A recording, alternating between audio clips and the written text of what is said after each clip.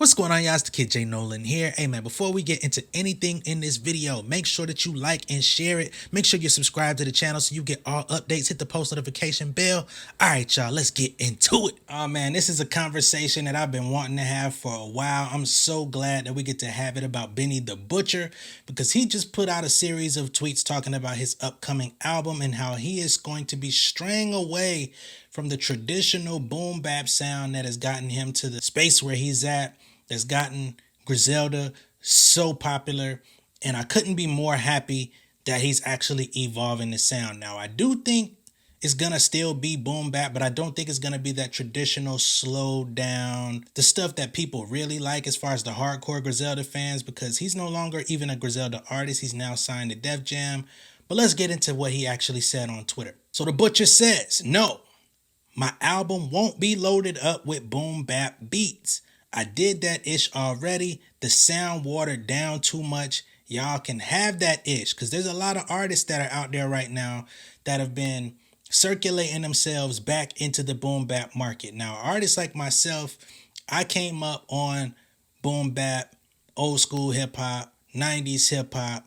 It was so much so that I was literally trying to duplicate what I was listening to. I kind of lost my own personal identity trying to rap like Nas and all of this type of stuff. And there was definitely an audience of people that really liked that when I was doing it. But for the audience that I really wanted, the people that I wanted to buy my music, show up to shows, you know what I'm saying, put me on publications, get to some of these higher ups in the industry, I was being overlooked for making that boom bap sound back in like 2009, 2010, all the way up to 2014. Shortly after I stopped making that music, the Griselda dudes swooped in. I'm not saying that I had any influence on them or anything like that. I'm just saying the time period. They swooped in and they kind of brought that Mobb Deep feel. People kind of compared them to Wu-Tang. I didn't really see the Wu-Tang, but it was definitely hardcore. It was definitely a lot of guns, a lot of coke, drug, rap. You know what I'm saying?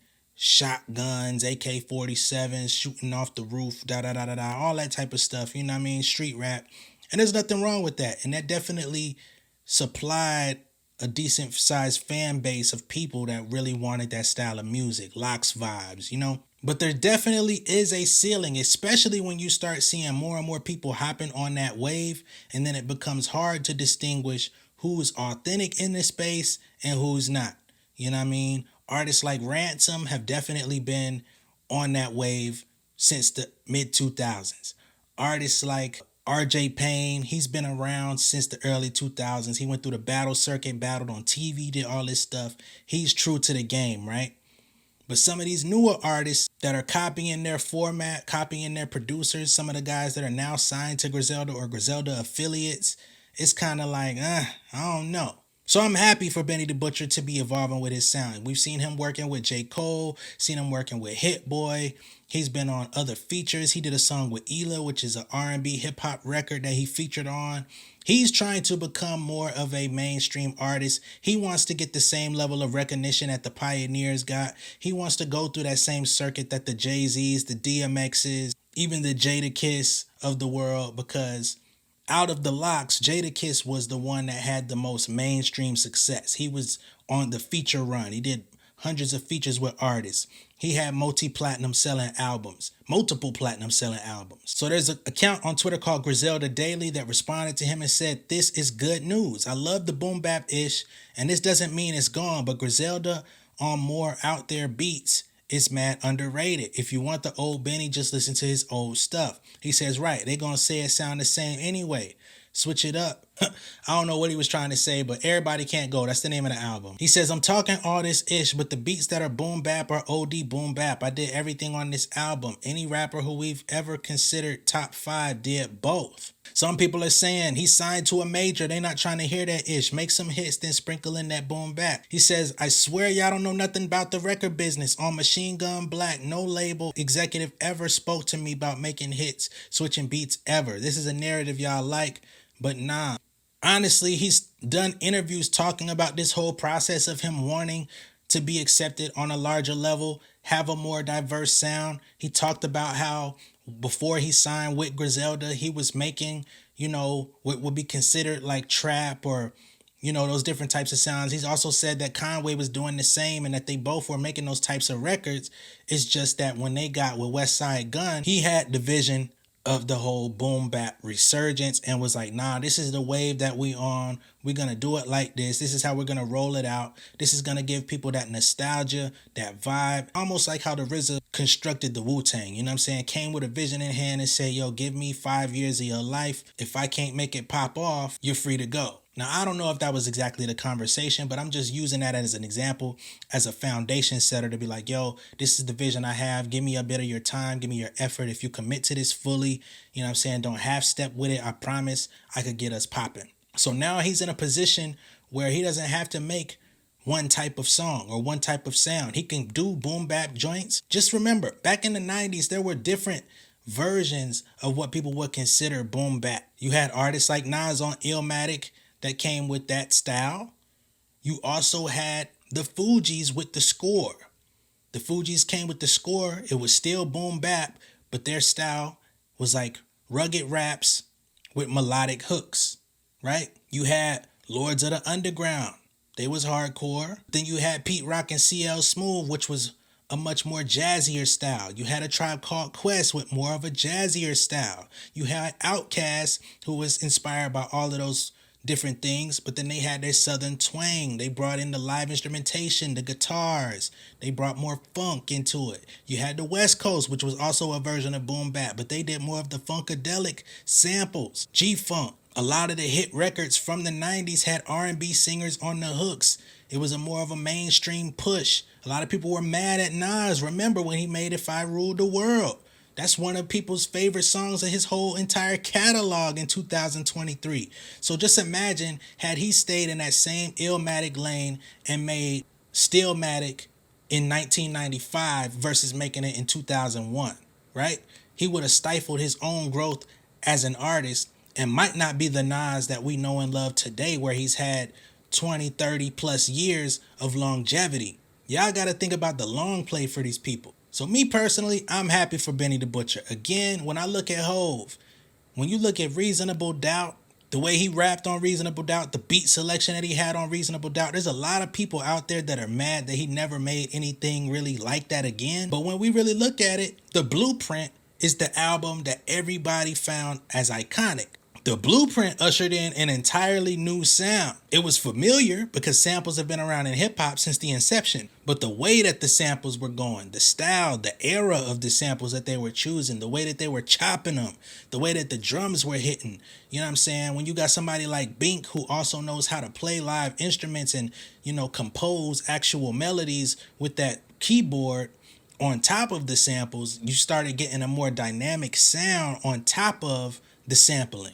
And for me, I want to see artists that know how to make actual records.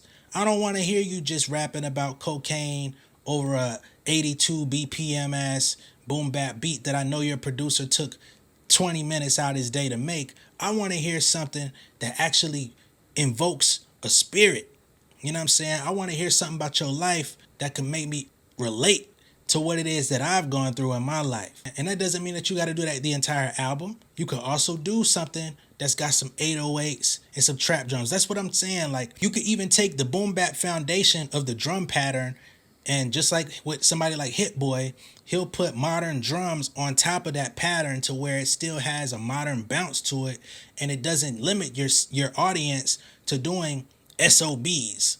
Maybe he wants to go on tour. Instead of headlining his own tour in a 500 cap room, maybe he would like to become a part of a bigger artist tour. You know what I'm saying? Be in the same conversation with artists like Future, Kendrick Lamar, J. Cole, to where J. Cole doesn't have to have a Lil Durk or somebody open up for him at a show or be a part of Dreamville Fest. Why can't a Benny the Butcher be on a lineup? Because he don't have the music that's gonna relate to the rest of the crowd. You feel me? So I'm really happy for Benny. I'm really happy for Conway too. I'm really happy for anybody that's willing to grow, willing to expand their horizons. And again, out of a 15-song album, there's so many different ways you can take it. And like he said, the songs that are boom bap are OD.